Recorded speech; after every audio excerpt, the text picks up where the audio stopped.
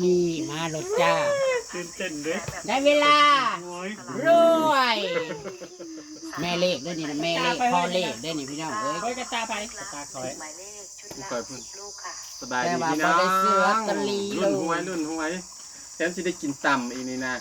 บาริโอถือเลขเต็มมาขึ้นนี่ได้กินตำสบายนาง เฮ้ยน่ากลัวขึ้น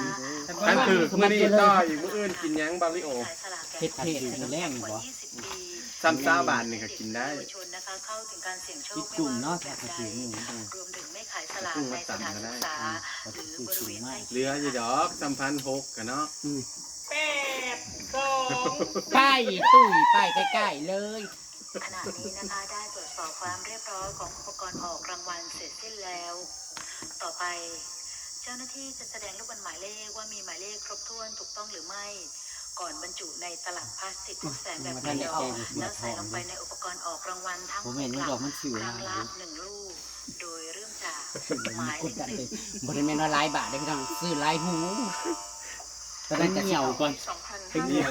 ขออนุญาตเหี่ยว ส แผล ลากกินแบ่งรัฐบาลได้รับรางวัลนักศึกษากิจดีเด่น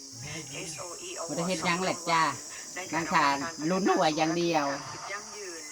รุ่นไว้แล้วแล้วก็สิไปหาไง่ายพวกเป็ดมาให้ใกล้น้อยเขาก็ถึงเลขมือนะก็จะถึงเลขเป็ดอยู่ ขายเป็ดอ่ะเนาะ ขายเป็ดให้ไอ้แขก ไทยอย่างยั่งยืนค่ะ แต่ว่าหันคือว่ายังว่าประมาณ10 โตกินน้ำเนาะ ไปเตามาเอาเด็ดตัวหนึงแล้วก็ขากินตัวหนึง ได้กำไรเท่าไหร่ บ่จ้าข่อยมันขายทายน้อยขายเลยหาก็ได้อยู่เลยประมาณได้ประมาณ 6,000 7,000เลยครับแต่ว่า นั่น ใน คือ คื นั่ น น ทำ กำไร ไรน่ะ ซึ่งเป็นการหลอกลวงทั้งสิ้นอย่าหลง เป็ดจะ แต่ว่าข่อยบ่ได้หมดหัวหาทำน้ำแล้วกินน้ำหมูนะ ผลเข้าร่วมกลุ่มใดๆ จะบ่ได้เกิดรถเมืองรถเบน เกี่ยว ซ์ กับ เนาะ วิชาชีพและสูญเสียทรัพย์สินได้ ข้า ค่ะ วน้อย หมายเลข ๆโอ้ยยังอ่านหมายเลข3อยู่เลขหน้า3ตัวครั้งที่ 3เลขที่ออก 983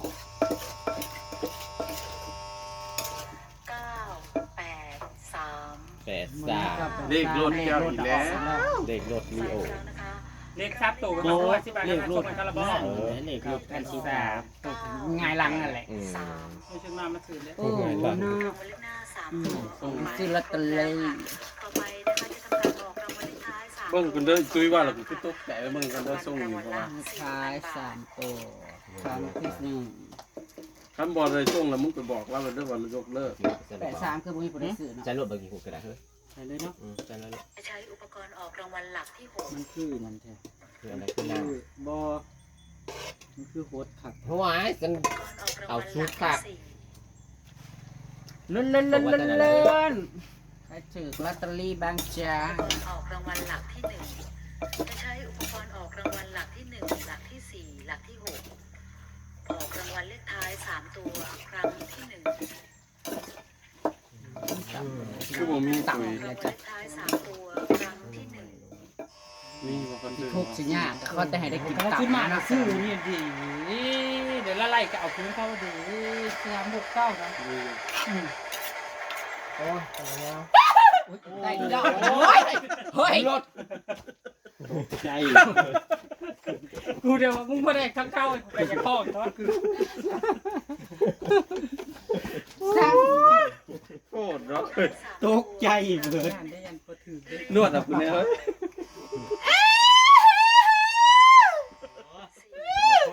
นวดอ่ะแน่ 439 39 เจ็บอยู่ได้เฮ้ยอลังการลูกอีกแล้ว รางวัลเลขท้าย3ตัวครั้งที่1เลขที่ออก439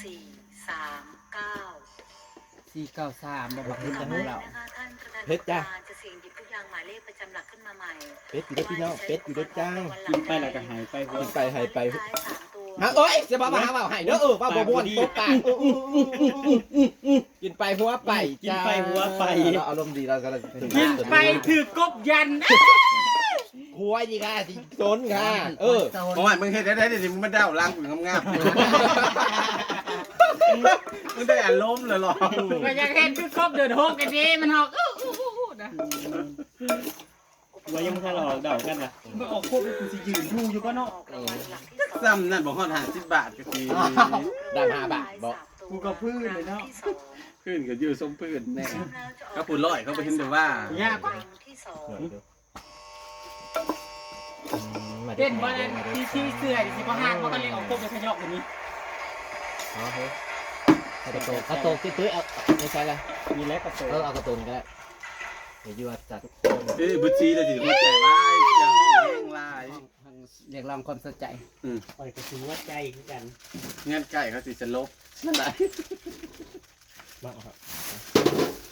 ต้องตื่นเด้อจะพูดจะตาไว้เอากบมา โอ้ยจักโต 9 5 4 โอ้ย โอ้ย ไฟนะคะ หัวใจกว่าสิวะ 954เลขท้าย3ตัวออกครบแล้วต่อไปรางวัลเลขท้าย2ตัวค่ะที่รอคอย ออกไปครบแล้วค่ะ คอยรอคอย ออกรางวัลเลขท้าย2ตัว ตื่นเต้นเลยตื่น สองสี่ 2,000 บาท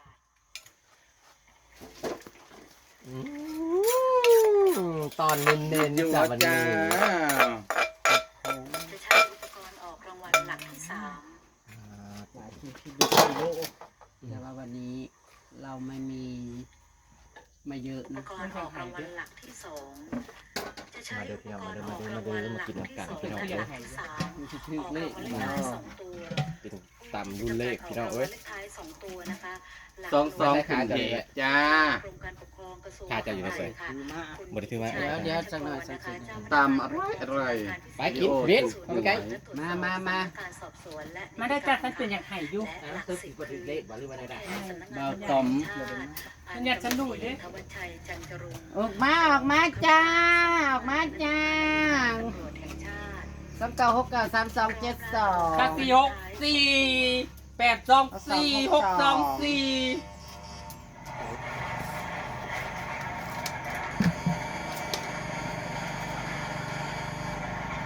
คุณบอยแขก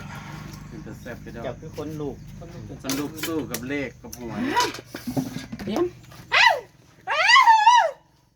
จุยมันก็จะกระโดดแล้วบุชีเดียวเบิ้งจะกี่อย่างวะ สองตัวลุ้น 2569เลข ห่อนในบัด พี่ นี้ ออก 6 4ว้าย ใจร้อน โอ้ยจะมาเข้าเบิร์ดเบอร์อยู่ล่ะมึงโอ้ย ผมที่อันนี้บอก ว่าอยู่ปากอยู่บนมือกับบ่เอาน้ำมันเนาะ 10 บาท อีห่ามึงมันเบาอยู่เบิร์ดเบอร์พี่น้องเอ้ย คือกันจริงได้ ออกให้นางอลีพี่น้องงกชี มึงออก ค คน น ละ พ ดี วก ใจ ใจ กี่ กี่ เล กระ ย ชากยังเอายุข้างล่างกับ10 บาทยังเอาอันข้างบน10 บาทกับเอาแต่ข้างบนหัก มึ เอา งถื ไว้ อกี่บอกกูส่งไปสิบ่ มึงมาจ้องกันเลยแม่ไม่ถือหวยมันเบาอยู่บนมือปล่อยมันอยู่บนมือพี่น้องเอ้ย เป็นได้ทามในอากาศนะเดี๋ยวนี้นะ เขาสั่นเด้อเฮ้ย ข้างบนนี่ก็64อีกแล้ว บอกผมม่วนด้วย บ่ลี่หวยไทยมันสิบ่ออกซ้ำซ้อนกันนะ มันโดนกูมาไม่พี่น้องแต่มันปากเพชรปากแต่ก็บ่ได้ซื้อน้ำนางไดแค่เลยกบ2 หูนึง คือบอกมาร์กบอกมันว่ากูไปเอาเลขลิงกูเลยเฮ้ยกลัวข้ามแล้วออกเลขลิงนะให้อันส่งคืนกัน เช็คมันต้องคอยดู เจ้าได้เงี้ย เราไปซื้ออยู่ว่า64นะแร่บ่จ๊ะ นะคะสำนักงานสลากกินแบ่งรัฐบาล เฮาสิถือข้างบน น้องเอื้อย น้องแล้วก็สิถือข้างบนมากินในตับมันนี่น้ำกัน 10 บาท นางตุ้ยถูก10 บาทค่ะที่มา ขึ้ จั นบาท1 บาทเดียวไปหน้าพระพุทธ มันปากเพชรปากควางปากหย่ำนะไปแล้วได้ความรู้สึกอีน่าจึกเลข คืนดอถึกเลขเนาะบ่เคยคือซื้อข้างล่างซื้อแต่ข้างบนบ่ซื้อข้างล่างบ่ถือจ้อย นางเบาอยู่เบิดมือพี่น้อง แบ เอ้ บคุณเด็กขอบคุณค่ะ ขอบคุณกูนี่เฮ้ย จ้ะ ขอบคุณคน กระย่าถ้ามันคือข้างบนนะอาร์ต ถ้าสื่อข้างบกนะ รอลุ้นข้างบนค่ะ เพื่อแสดงให้ผู้ชมการออกรางวัลได้ทราบพร้อม กำ กั ลั น งเรื่องจริงอยู่เนี่ย ทั้ง6 หลักค่ะ ตัวเตรียมจะออกแล้ว 24บ่ รางวัล คุ้มหนะ งวดวันที่ 16 มีนาคม ดึงเลข 2569เลขที่ออก เดี๋ยวตู้ไปแหงไหนได้ 833 009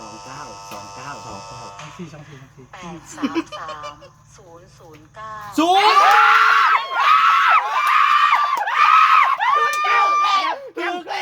บอกกันเลยบ่ชื่ออีดูถือบ่ศูนย์เก้าเลขควายโอ้ยบ่ชื่อเลขควายบ่ชื่อเลข9 บาทอีน้อยกูคือถือ20 บาทนึง50 บาท ป้ามาถึง50 ว่ากล้วยยังไม่ได้เห็นนี่ผมบอก 009เบิ่งในอีผู้ฟันนี่ผัดซื้อหู20 บาทเบิ่งใน มาซื้อหมาพวกมาซื้อหวานนี่นั่นแหละวะ อุ้ยงูน่ะมาตัดกูอีห่าต้มมึง พ่อใหญ่ในกระปิดนั่นเอามาให้ไว้แล้ว ตัวเนาะมิตรพูดช พอน่ะพันเห็นนางดุยบ่ได้ผัดซื้อน่ะ20 บาทมันไปซื้อเลยงูผู้ละ100 นั่งดู มึงตื่นถึงไอ้น้อย 50 บาท มีความมั่นใจเลยผู้ใดก็ได้น้องมือนี่นะนั่งตุยก็มั่นใจเลขคุก ปา พี่ก็ ด ก็มั่นใจเลขกล้วยก็ออก เฮาก็ว่าเลขคุ้ยย่ำเฮาเพิ่นคือไปเอาเก่าศูนย์อย่างนี้ อย่ามาว่านะเพราะเจ้านี่บ่ได้ซื้อเลยไปน้ำซัด รางวัล3สลับหลังนะคะมี ใกล้จะตายน้ำลายปอดออกบ้า ปาดมีแต่ผู้ถึกเลข นะถ้าเราเป็นอันบ่ได้ เฮาเสียใจเด้ 900ค่ะมีเงิน หากกว่าใต้เปลือย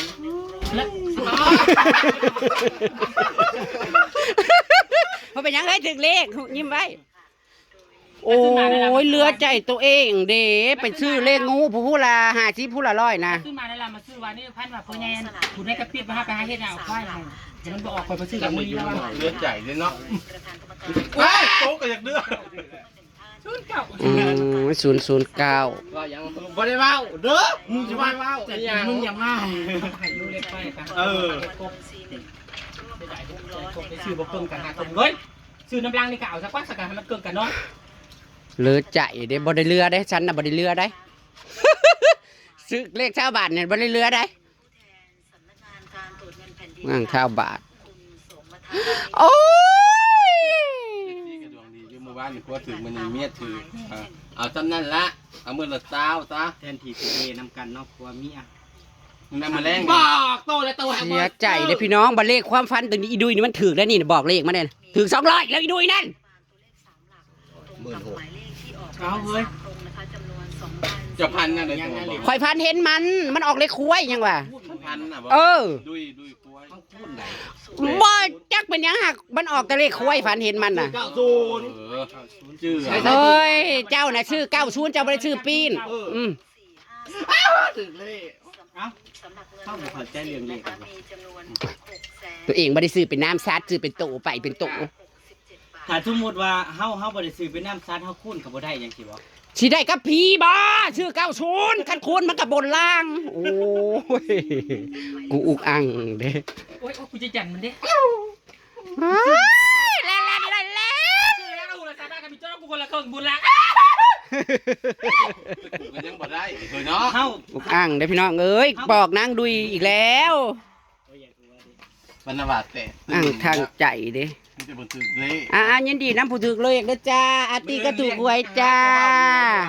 มื้อนี้นะว่าสิ เจ๊ตุ๋ยก็ถูกจ้าเจ๊สีก็ถูก20 บาทค่ะ คนฝันน่ะได้20 บาท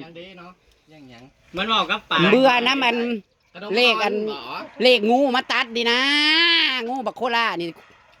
อุตส่าห์ว่าตะกี้น่ะสิซื้อตะกี้เคฟกับอันเลขควาย พร้อมแล้วจะออกรางวัลพิเศษ พอจ้าอ้าวพี่น้องเอ้ยไผถูกค่ะไผถูกค่ะวันนี้มีเฮรวยจริงๆค่ะ จะได้